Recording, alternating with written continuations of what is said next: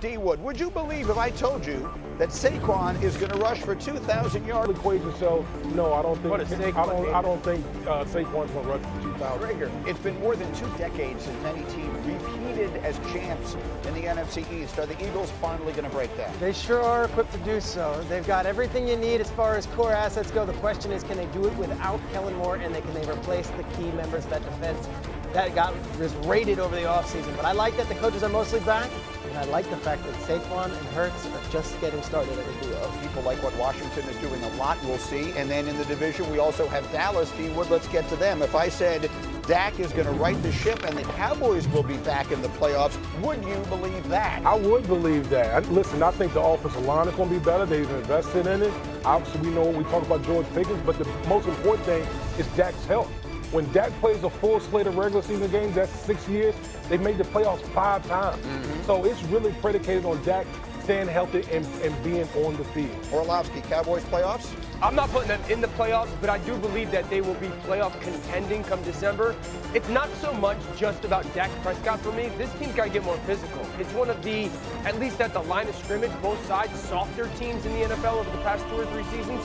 Under Brian Schottenheimer, you're going to have to find a way to get more physical in the NFC. Did you see that little graphic at the beginning there, Schrager? They have the 4th worst odds to make the playoffs in the entire NFC. Only the Panthers, the Saints, and the Giants are projected worse. That surprises me.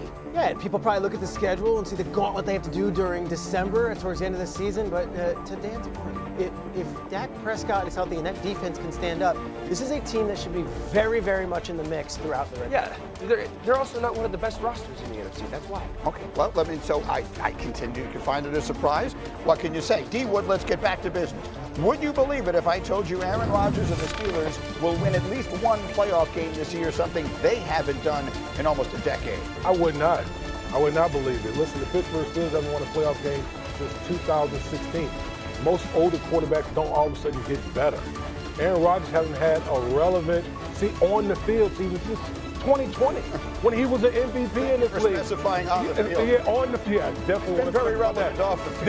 That's right, for other reasons. So I don't see Aaron Rodgers turning back the hands of time and becoming that guy that we've known for all these years as a first ballot Hall of Fame. On Saturday, it was made official. Rodgers is a member of the Steelers, and you were making an interesting point this morning, Schrager, as we were talking in our meeting, that maybe what they need him to do is exactly what he should be doing. He showed up to New York last tenure here 2 years ago, and it was, here's the entire franchise, save us. Like, go save us, man. Make it happen. He brought in all his guys, he had his offensive coordinator, and as the weight of the world was behind him, he comes in here, $10 million contract, which is a great value from Omar Khan in the front office, and we're going to put you in a situation where we have veterans already. Just play football. Just play football. You have a 1-year deal. Just play football and be great. And I think the Arthur Smith offense works, but I'll add this. You might look at that mix between the Pittsburgh culture of blue-collar, hardworking. Guys, his greatest success has been with Mike McCarthy, Pittsburgh guy. Alex Van Pelt, Pittsburgh guy. Tom Clements, Pittsburgh guy. I think Rodgers knows that Pittsburgh mindset, knows that market, and I think it actually makes a lot of sense that he could be plugged right in. Let's go play football and win games. Worst place they could be in, Pittsburgh. How so? Okay, so he's good enough, they're good enough, they're going to go 9-8, 10-7. They won't matter in the playoffs, so we all know that. And then they're not bad enough to get a top 8 pick and finally find the quarterback of the future. And so anybody who says that Aaron can't play anymore, you're just being a hater because of some of the things you don't like about him as a person. But this still is a subpar offensive line. They only have really DK Metcalf on the perimeter. Fryermuth's a really nice tight end. They don't work the middle of the field with Arthur Smith right now. Maybe that'll change with Aaron, but Aaron didn't necessarily do it a ton last year. So you're in that area where, we're going to be a contending team, but we are not better than Buffalo. We're not better than Kansas City. We're not better than Denver. We're not better than the Chargers. We're not better than the Bengals. We're not better than the Ravens. So are we really going to matter? No. But we're not going to be bad enough. Like, at the end of the day, if the Steelers said we're going with Mason Rudolph this year because we have to figure out this position for the future and next year's college class is going to be good, I would have sat back and said, like, not traditionally how you go do it, but I understand the reasoning why. I understand what you were saying. The flip side of that, though, is only one team is going to finish with the first pick, right? So the Steelers probably wouldn't have been the worst team in the league anyway. They have a bunch of draft capital. They're going to be able to maneuver the draft next year anyway. The Steelers are not about sucking.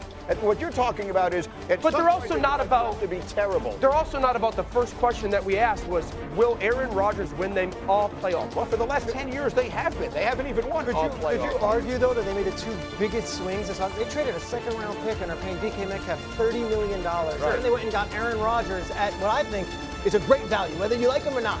$10 million value, but they will, on the field, can they block for him? Because when the last time we saw him be great, which is 20 and 21, #1 offensive line in football. That's not what Pittsburgh has right now. And they have one dude on the perimeter. One. So I understand that. Look, is the roster imperfect? Obviously. Is the situation perfect? Obviously not. I am intrigued, however, by what Schrader said. You're close to that Jet situation. When he showed up here, you know it, they basically became the New York Rodgers. Yeah. It was just here. You do everything. We have no idea what we're doing. You seem to. You go do it. Now, if all he needs to do is show up, play football, and sort of, to whatever other degree you can, kind of keep out of everything else, and we'll see if he does that. That might be exactly what he's best suited to be doing right this minute. Well, the weight of the world is off his shoulders because you have the Pittsburgh culture. But here's what I will say. Guys, can we acknowledge what Tom Brady did as a 40-year-old quarterback was an anomaly? Right. What we're asking Aaron Rodgers to be is a force multiplier at 41 years old. That's what we're asking him to be. And that's just not the case. There's too many deficiencies with the Pittsburgh Steelers for us to say, okay, we're going to plug in Aaron Rodgers, and all of a sudden they're going to do something that they haven't done since 2016. Aaron can still play. Again, if he goes to Pittsburgh this year and still plays at a good level, they are not better than Buffalo or Kansas City or Houston or Denver or the Chargers. You would have never said Washington was going to have any chance. Like, you don't know that. I absolutely know that. You're going to tell me you think if Aaron Rodgers plays good football, better with Aaron Rodgers, they were a team that better. You're going to take them over Baltimore? Right this minute, no. But things happen that surprise us all the time. And I think the central point I'm trying to make, look, do I think that they're a top 5 team in the AFC? No, absolutely not. But crazier things have happened. But maybe more importantly here, the Steelers have leadership. It's not his team. Sure. Right? It's Tomlin's team. It's all those vets on defense's team. I think it's a good team. Can I ask you a question? Yeah, quickly. Do 40-year-old quarterbacks get healthy? Generally not.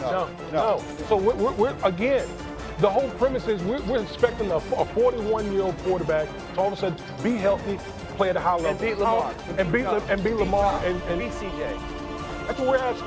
So that's pretty much what we're asking at this point in Pittsburgh. It is better than the alternative, however, in my opinion. Sure. I don't know. Absolutely. If you're the Steelers, it's not what they're about. We have NFL reporter Jeremy Fowler into SportsCenter. Jeremy, the wait is over. We can all finally move on with our lives. Rodgers officially in Pittsburgh. So what's the fallout around the league? Well, Scooby, I'll start with Atlanta, where Kirk Cousins was hoping to get out of town, be a starter for a new team, and he looked at Pittsburgh as he could be a potential plan B for them. Well, that is off the table, and it is a dry quarterback market for Cousins to try to get in a trade. Atlanta hasn't really shown a willingness to trade Cousins much, as one source told me that if they were willing to take maybe $7 or $8 million on an offset from another team 2 months ago, this could have got done. But now Cleveland has a bunch of quarterbacks in its room. Pittsburgh has Rodgers. The New Orleans Saints are the only team that could have any sort of opening, but they're probably not going to trade in division. So maybe Atlanta holds on to him through training camp, sees if there's any sort of injury. Also, Minnesota Vikings greatly affected here.